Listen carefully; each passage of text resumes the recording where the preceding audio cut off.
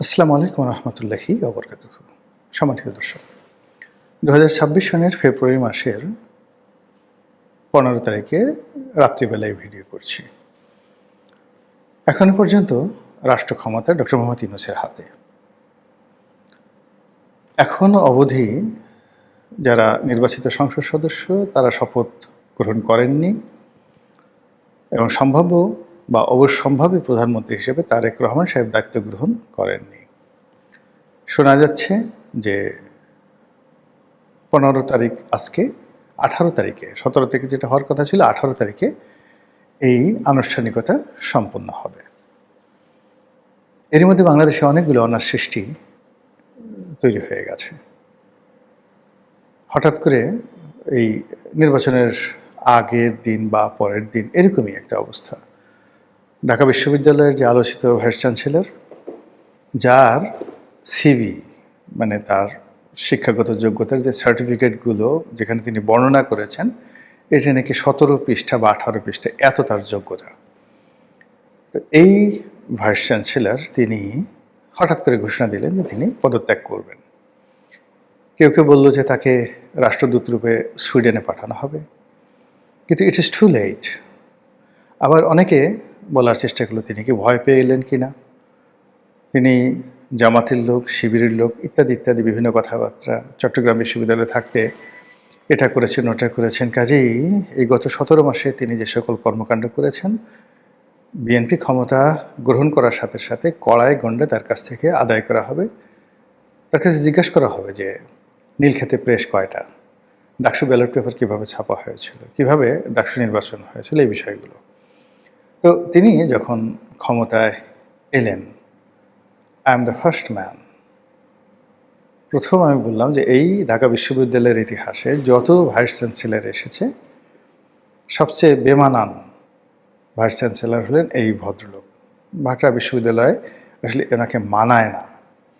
চট্টগ্রাম বিশ্ববিদ্যালয়ে পড়াশোনা করে ঢাকা বিশ্ববিদ্যালয়ে ভাইস চ্যান্সেলর হয়েছেন। অ্যাজ এ হোল মেকআপ, গটআপ সব কিছু মিলিয়ে আমার আসলে ব্যক্তিগতভাবে পছন্দই হয়নি। তিনি ভালো মানুষ, জামাতের অনেক লোকই ভালো, তো সেটা তার প্রতি একটা শুভাশিস আমার সবসময় ছিল, কিন্তু not as a vice chancellor. তো তিনি হওয়ার পর ওভার অ্যাক্টিং করা শুরু করলেন, তারপরে নামাজির ইমামতি করা শুরু করলেন, ছাত্রছাত্রীদের তুই তুকারি বলে বলা শুরু করলেন এবং বললেন যে আমি সবার সাথে এইভাবেই কথা বলি। তো এটা তার ব্যক্তিগত বিষয়। তো এরই মধ্যে তিনি যখন বিদায় নিয়ে চলে যাওয়ার কথা বললেন, তখন ছাত্রদলের যারা নেতাকর্মী তারা বললেন যে না না স্যার, আপনি যেতে পারবেন না, আপনাকে থাকতে হবে, আপনি থাকেন এবং আমাদের কাছে জবাবদিহি করে যান যে কিভাবে ডাকসু নির্বাচন হলো এবং কিভাবে ডাকসু নির্বাচনের ব্যালট পেপারগুলো নীলক্ষেতে ছাপা হয়েছিল, এই বিষয়গুলো নিয়ে আপনাকে জবাবদিহি করতে হবে। এনিওয়ে, মানে এটা অনার সৃষ্টি এই বিএনপি নির্বাচিত হওয়ার সঙ্গে সঙ্গে। অন্যদিকে ক্যাবিনেট সচিব তিনি হঠাৎ করে পদত্যাগ করলেন বা তাকে বাদ দিয়ে দেওয়া হলো। ডক্টর আসিফ নজরুল বলছেন যে তিনি অনেক আগে চলে যেতে চেয়েছিলেন। ডক্টর আব্দুর রশিদ, পর্যায়ক্রমে তার সাথে আমার একটা খুব ভালো সম্পর্ক ছিল। তার স্ত্রী, তিনিও এডিশনাল সেক্রেটারি ছিলেন, আর এই ভদ্রলোক হলো তার যে ব্যাচ, সেই ব্যাচের ফার্স্ট বয় এবং আপাদমস্তক ভদ্রলোক, সৎ এবং লেখক মানুষ। প্রচণ্ড মানে ব্যক্তিগতভাবে যদি কাউকে 100-তে 100 নম্বর দিতে হয় যে অনেস্ট, সেই অনেস্ট মানুষ হিসাবে আপনি তাকে সেই নম্বরটা দিতে পারেন। তার যখন সময় ছিল না, মানে তার যখন হাতে অনেক সময় ছিল, চাকরি ছিল না, তিনি মাঝে মধ্যে আমার অফিসে আসতেন। দীর্ঘ সময় আমরা গল্প করতাম। তার লেখা বেশ কয়েকটি বই তিনি আমাকে দিয়েছেন, আমার কয়েকটা বই আমি তাকে দিয়েছি, এরকম সম্পর্ক। তো হঠাৎ করে তিনি যখন একেবারে প্রথমে শিক্ষা সচিব হলেন, তারপর ক্যাবিনেট সচিব হলেন, আমার কাছে মনে হলো যে জিনিসটা ভালো হলো না। তা আমি কী যেন একটা কথা বলেছিলাম একটা জায়গাতে, একটু হালকা করে, যে এটা তার ঠিক হয়নি, এটার জন্য তাকে সারা জীবন পস্তাতে হবে। তখন তার স্ত্রী আবার আমাকে টেলিফোন করেছিলেন অথবা মানে একটা মেসেজ দিয়েছিলেন। তখন আমি তাকে বললাম যে ভাই, আমি আপনাদের পরিবারের আপনজন মানুষ, আমার কাছে যেটা ভালো মনে হয়েছে আমি সেই কথাই বলেছি। এনিওয়ে, ওনার সঙ্গে আমার যে সম্পর্ক, তাতে গত 17 মাস উনি ক্যাবিনেট সচিব, তার সঙ্গে আমার 2-1 বার কথা হতে পারত, কিন্তু কখনই মানে আমার যে অভ্যাস, অনেক বড় বড় মানুষের সাথে আমার খুব ভালো সম্পর্ক, কিন্তু আমি যেই মুহূর্তে সে ক্ষমতাধর হয়ে যায় আমি তার থেকে 133 মাইল দূরে থাকি। একইভাবে আসিফ নজরুল সাহেবের সঙ্গে ভালো সম্পর্ক, আমার ডিপার্টমেন্টের স্যার, বড় ভাই, বন্ধুর মতো সম্পর্ক। কিন্তু এই গত 17 মাসে তার সঙ্গে আমার কখনো কথা হয়নি। মনির হায়দার ছোট ভাই আছেন এখানে, সাংবাদিক গোলাম মুর্তজা আছেন, আকবর আছেন, এদের সবার সঙ্গে সম্পর্ক ভালো, যারা ওনার প্রেস অ্যান্ড মিডিয়া। এমনকি এই যে শফিক, যিনি প্রেস সচিব ছিলেন, তার সঙ্গে একটা টক শোতে আমি ছিলাম। আমাদের একবারই দেখা সাক্ষাৎ হয়েছে বা 2-3 বার টেলিফোনে কথা হয়েছে। আমার সঙ্গে ভালো সম্পর্ক ছিল, খুবই ভালো সম্পর্ক ছিল। এবং অবস্থা দৃষ্টে মনে হতো যে খুব বেশি যোগাযোগ ছিল না আমাদের মধ্যে, কিন্তু সম্পর্কটা ভালো ছিল এই কারণে যে আইডিওলজিক্যালি তিনি আমাকে পছন্দ করতেন। আর তিনি যে প্রতিষ্ঠানে চাকরি করতেন ওই প্রতিষ্ঠানে এর আগে ভালো পদে আমার ভগ্নিপতি ছিলেন। তো সেই সুবাদে তার সাথে ভালো সম্পর্ক ছিল, কিন্তু শফিক সাহেবকে আমি কোনোদিন টেলিফোন করিনি। ডক্টর ইউনূসের ক্ষেত্রেও সেই একই কথা প্রযোজ্য। অন্যান্য যারা আছেন, রেজওয়ানা হাসান আছেন আমাদের ডিপার্টমেন্টেরই বোন, সতীর্থ, কিন্তু ক্ষমতায় যাওয়ার পর আমার কাছে শরম করে এদের কারোর সাথে। আবার এখন বিএনপিতে যারা ধরেন মন্ত্রী হবেন, এমপি হয়েছেন, প্রধানমন্ত্রী হবেন তারেক রহমান সাহেব, তাদের সবার সাথে দীর্ঘদিন একটা ওইরকম সম্পর্ক, খুবই ভালো সম্পর্ক। কিন্তু নিশ্চিত তারাও থাকতে পারেন, আমিও থাকতে পারেন, তাদের ছায়া যেখানে আছে সেখানে গোলাম মোল্লা রনি কখনোই ইনশাল্লাহ যাবে না। তো এরকম একটা অবস্থা। তো রশিদ ভাই, আব্দুর রশিদ ভাই, তিনি এই সরকার ক্ষমতা গ্রহণের আগে অলনে ছাড়েন, তাকে বাদ দিয়ে দেওয়া হয়েছে বা তিনি চলে গেছেন। কিন্তু এই জিনিসটা নিয়ে নানা রকম কথাবার্তা ছড়িয়ে পড়েছে। এমনি আমাদের যে civil service, military service, police service, গত 17 মাসে তাদের উপর অনেক ট্রমা গেছে। আর সেই ট্রমার সঙ্গে গত 17 মাসে আবার যারা সরকারের খুব কাছাকাছি ছিলেন তাদের উপর যদি আবার দ্বিতীয় ট্রমা শুরু হয়ে যায়, এবং আব্দুর রশিদ সাহেবদের মতো এরকম লোক যাদেরকে জামাত ট্যাগ দিয়ে যদি প্রশাসন থেকে তাদেরকে চলে যেতে বাধ্য করা হয়, তারপর এই যে পুলিশের আইজিকে নিয়ে কথা হচ্ছে, ঢাকা মেট্রোপলিটন পুলিশ কমিশনার থেকে শুরু করে অন্য যে সকল পুলিশ কর্তাদেরকে প্রেষণে এনে বা অবসর থেকে এনে তাদেরকে নিয়োগ দেওয়া হয়েছে, তাদেরকে দ্রুত তাদের পদ থেকে সরানোর জন্য নানা রকম দাবি উঠেছে। ইতিমধ্যে আমি নিজে একটা স্ট্যাটাস দিয়েছিলাম কয়েকদিন আগে, সেটেল মিস্টার সাজ্জাদ, যিনি এখন ঢাকা মেট্রোপলিটন কমিশনার আছেন। তো এই ভদ্রলোক বয়স্ক মানুষ, অবসরে ছিলেন, সেখান থেকে তাকে আনা হয়েছে। তো যমুনার সামনে যখন নির্বাচনের আগে আগে সেই এনসিপির না ইনকলাব মঞ্চের, হাদিদের ইনকলাব মঞ্চের একটা অনুষ্ঠান চলছিল বা অবরোধ চলছিল, সেটা তিনি যেভাবে শক্ত হাতে দমন করেছিলেন, সেটা যদি তিনি সেদিন না করতেন তাহলে নির্বাচনের মাঠে আমরা যে শান্তিপূর্ণ পরিবেশ দেখেছি সেটা নাও ঘটতে পারত। এখন বিএনপি ক্ষমতা এসে যদি সাজ্জাদ সাহেবকে মনে করেন যে না তিনি জামাতের লোক, তাকেও বাদ দিতে হবে বা ইত্যাদি ইত্যাদি ঘটনা, এটা খুবই একটা দুঃখজনক ঘটনা ঘটবে আমাদের সার্ভিসে।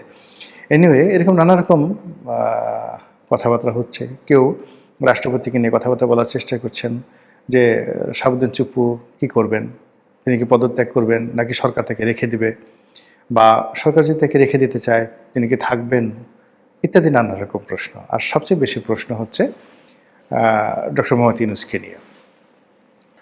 এই কয়েক মাসে যারা ইউনূস সাহেবের একান্ত ঘনিষ্ঠজন ছিলেন তারাও অলনে ছাড়েন, চোখ উঠে ফেলছে। ইউনূস সাহেবকে তারা যে চিনেন, কথাবার্তা ভাবসাব দেখলে মনে হচ্ছে না। আবার সেই ইউনূস সাহেব যদি 2 দিন পর রাষ্ট্রপতি হন, এখন যেভাবে সংস্কার কমিশন হয়েছে সেই সংস্কার কমিশনে রাষ্ট্রপতি এবং যাকে বলা হয় প্রধানমন্ত্রী, এই দুজনের ক্ষমতার যে ভারসাম্য তৈরি করা হয়েছে, এটা যদি বাস্তবায়িত হয় তাহলে পাকিস্তানের প্রধানমন্ত্রীর যে এক্সিকিউটিভ পাওয়ার সিন্স 1950, অর্থাৎ পাকিস্তান শুরু হওয়ার পরে মোহাম্মদ আলী জিন্নার যে গভর্নর হিসেবে তার যে পাওয়ার ছিল, এই পাওয়ারটাই মোটামুটি পাকিস্তানের রাষ্ট্রপতির রয়ে গেছে আংশিকভাবে। এবং প্রেসিডেন্ট ইয়াহিয়া খান, প্রেসিডেন্ট আইয়ুব খান, তাদের যে ক্ষমতা ছিল প্রেসিডেন্সিয়াল ফর্ম অফ গভর্নমেন্টের দিক থেকে, যেমন জেনারেল পারভেজ মোশাররফ, জেনারেল জিয়াউল হক, ঠিক সেই ক্ষমতার একটা বিরাট অংশ এখনও পাকিস্তানের রাষ্ট্রপতির রয়েছে। তো ওইরকম একটা আদল দিয়ে বা ওর সাথে আরও মডারেট করে আমাদের সংবিধান সংশোধন করে রাষ্ট্রপতিকে বিশেষ ক্ষমতা দেওয়া হবে। এখন সেই রাষ্ট্রপতি ক্ষমতা নিয়ে যদি প্রধানমন্ত্রীকে বিপদে ফেলতে চান তাহলে তিনি সেটা পারবেন। তো এক্ষেত্রে আসলে প্রধানমন্ত্রী তারেক রহমান সাহেবের একান্ত ঘনিষ্ঠজন যদি রাষ্ট্রপতি না হন, এটা তার জন্য একটা থ্রেট হিসেবে কাজ করবে। এক্ষেত্রে তার জন্য সবচেয়ে নিরাপদ তার স্ত্রী।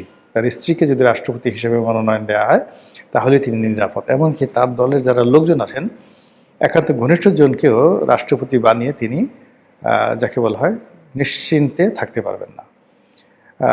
সাবেক প্রধানমন্ত্রী শেখ হাসিনা তিনি খুব আদর করে, যত্ন করে, ভালোবেসে জাস্টিস শাহাবুদ্দিন আহমেদ সাহেবকে রাষ্ট্রপতি বানিয়েছিলেন, যাতে করে লোকজন তাকে উদার বলে, ভালো বলে। তো তিনি ৯৬ সনে ক্ষমতা আসার পরে এই কাজটি করেছিলেন অমরত্ব পাওয়ার জন্য, কিন্তু এর জন্য তাকে অনেক দায় পরিশোধ করতে হয়েছে। এবং রাষ্ট্রপতি শাহাবুদ্দিন সাহেব আমাদের কাছে খুব জনপ্রিয় ছিলেন, কিন্তু তিনি ক্ষমতায় বসে শেখ হাসিনাকে এমন জ্বালান জ্বালিয়েছেন, তার জিনা হারাম করে দিয়েছিল। তো এরপর থেকে তিনি আর সে ঝুঁকি নেন এবং সর্বশেষ ধরেন যে শাহাবুদ্দিন চুপ্পু সাহেবকে তিনি অতিশয় স্নেহ করতেন, কিংবা জেনারেল ওয়াকারুজ্জামানকেও তিনি অতিশয় স্নেহ করতেন এবং খুব ঘনিষ্ঠ জনকে তিনি এই পদে বসিয়েছিলেন। এবং এই দুটো পদ নিয়ে যদি এখন শেখ হাসিনাকে তার সামনে গিয়ে বলা হয় শাহাবুদ্দিন চুপ্পু কিংবা জেনারেল ওয়াকার, বিশ্বাস করেন মুহূর্তের মধ্যে তার ঘুম হারাম হয়ে যাবে, তার মেজাজ গরম হয়ে যাবে, তিনি আউট অফ কন্ট্রোল হয়ে পড়বেন। তো এক্ষেত্রে যদি তিনি সজীব ওয়াজেদ জয়কে রাষ্ট্রপতি বানাতেন, কি ক্ষতি হতো? কোনোই ক্ষতি হতো না। তিনি যদি শেখ রেহানাকে রাষ্ট্রপতি বানাতেন, কোনো সমস্যা ছিল না। তো এখন এই যে বাংলাদেশে যে পর্যায়ে সংস্কার হতে যাচ্ছে, যে পর্যায়ে সব কিছু উচ্চকক্ষ হতে যাচ্ছে, নিম্নকক্ষ হতে যাচ্ছে, তো এই ব্যাপক সংস্কারের মধ্যে যদি তারেক রহমান সাহেবের হাত পা বাঁধা থাকে, উচ্চকক্ষের সঙ্গে হাত পা বাঁধা থাকে, পার্লামেন্টে হাত পা বাঁধা থাকে, সংবিধানে হাত পা বাঁধা থাকে, বঙ্গভবনের সঙ্গে, তিনি আসলে কিছুই করতে পারবেন না। আনাকুম জানাকুম এইভাবে করে নিধিরাম সর্দার হয়ে দেশটাকে আরও খারাপ অবস্থার দিকে ঠেলে দিয়ে তাকে পত্রপাঠ জেলে যেতে হবে, পত্রপাঠ ক্ষমতা হারাতে হবে। তো এই জায়গাটাতে তিনি কতটা স্যাক্রিফাইস করবেন, কতটা উদারতা দেখাবেন বা কতটা কমিটমেন্ট তিনি রক্ষা করবেন, সেটা তার ব্যক্তিগত বিষয়। কিন্তু তার সঙ্গে যখন ডক্টর মোহাম্মদ ইউনূসের লন্ডনে বৈঠক হয়েছিল, তখন এই কথা সর্বমহলে ছড়িয়ে পড়েছিল যে সম্ভবত ডক্টর মোহাম্মদ ইউনূসের সঙ্গে তার একটা চুক্তি হয়েছে, তিনি তাকে রাষ্ট্রপতি হিসেবে বসাবেন। এবং বিএনপির অনেক লোক বিগত দিনে বলেছে যে না, ঠিক আছে, আমরা তাকে রেখে দেবো, তার ইন্টারন্যাশনাল যে পরিচিতি রয়েছে সেটাকে আমরা কাজে লাগাবো, মুরব্বী মানুষ সাথে থাকবেন, ইত্যাদি ইত্যাদি অনেক বিষয়। কিন্তু এখন এই সময়টিতে যখন বিএনপি জিতে গেছে, এখন তারা কি করবে? ডক্টর মোহাম্মদ ইউনূসকে রাষ্ট্রপতি বানাবে? কিন্তু ইতিমধ্যে ইউনূস বিরোধী যারা লোকজন রয়েছেন তারা বলার চেষ্টা করছেন যে এই বেটাকে ছাড়া যাবে না, এই কাজ করেছে, ওই কাজ করেছে, তাকে আবার জেলে নিতে হবে, তার বিরুদ্ধে বিচার করতে হবে। এবং আপনি অচিরেই দেখবেন যে বিরাট বিরাট গ্রুপ তার বিরুদ্ধে রাজপথে নেমে গেছে, মিছিল করছে, মিটিং করছে, শহীদ মিনারে অনশন করছে। মানে ডক্টর মোহাম্মদ ইউনূসের বিদেশে যাওয়া যাবে না। আর অন্যদিকে যেটা হচ্ছে, ডক্টর মোহাম্মদ ইউনূস নিজেও টেনশনে আছেন। এর কারণ হলো তার একজন উপদেষ্টা ইতিমধ্যে তিনি দেশ ছেড়ে পালিয়েছেন।